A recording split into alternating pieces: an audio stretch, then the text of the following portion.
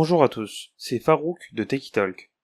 Dans cette vidéo, nous allons voir comment créer des utilisateurs et des unités d'organisation sous Windows Server 2022.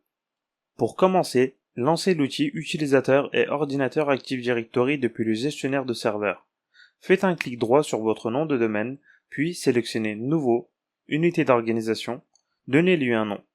Pour notre formation, nous allons créer deux unités d'organisation, une pour Paris et une pour Marseille.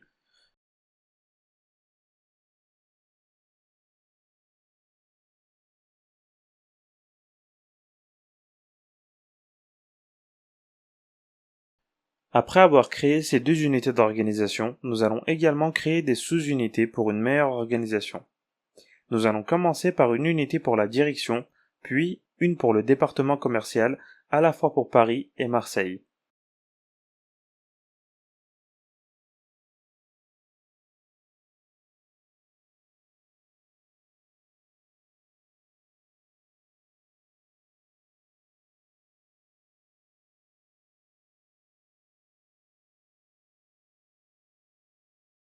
Notez que lors de la création, une case est cochée par défaut pour protéger l'unité d'organisation contre la suppression accidentelle.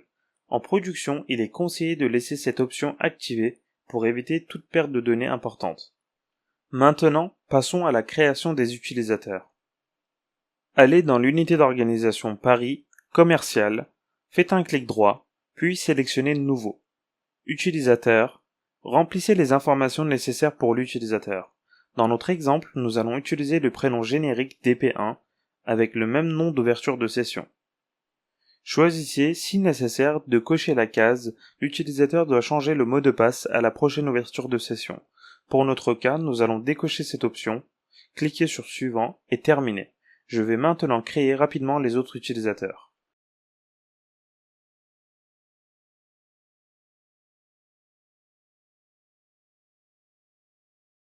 Maintenant que nos utilisateurs sont créés dans chaque unité d'organisation, j'ai également créé un utilisateur admin Paris à la racine de mon unité d'organisation pour que la personne responsable du service à Paris puisse administrer les ordinateurs.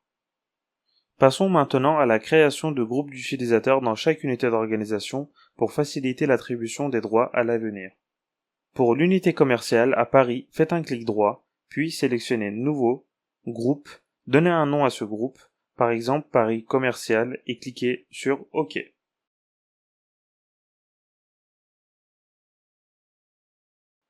Pour ajouter plusieurs utilisateurs en même temps, sélectionnez-les, faites un clic droit, puis choisissez Ajouter à un groupe. Renseignez le nom du groupe et cliquez sur OK. Double-cliquez sur le groupe pour vérifier les membres ajoutés dans l'onglet Membres. Faites la même opération pour l'unité d'organisation Direction à Paris.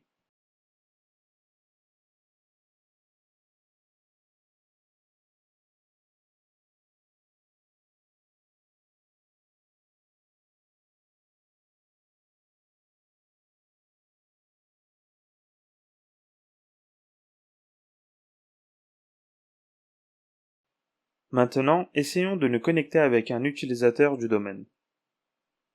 Comme nous l'avons vu dans les vidéos précédentes, nous avons ajouté la machine au domaine. Comme vous pouvez le constater, nous parvenons à nous connecter avec notre utilisateur du domaine sur la machine. Il est important de noter que pour la première connexion, la machine doit se trouver sur le même réseau que le domaine. Maintenant, je vais vous montrer quelques options supplémentaires dans la configuration du compte utilisateur. Cette fois-ci, nous allons utiliser notre deuxième compte utilisateur. Faites un clic droit sur l'utilisateur, puis sélectionnez Propriétés, allez dans l'onglet Compte, puis Horaires d'accès. Depuis cette page, vous pouvez gérer les heures d'accès autorisées pour cet utilisateur. Par exemple, nous allons bloquer totalement l'accès en choisissant Ouverture de session refusée.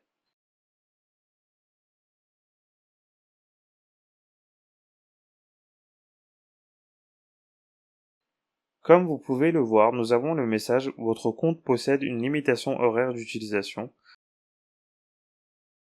Maintenant, si nous autorisons l'accès, vous verrez que le compte fonctionne correctement.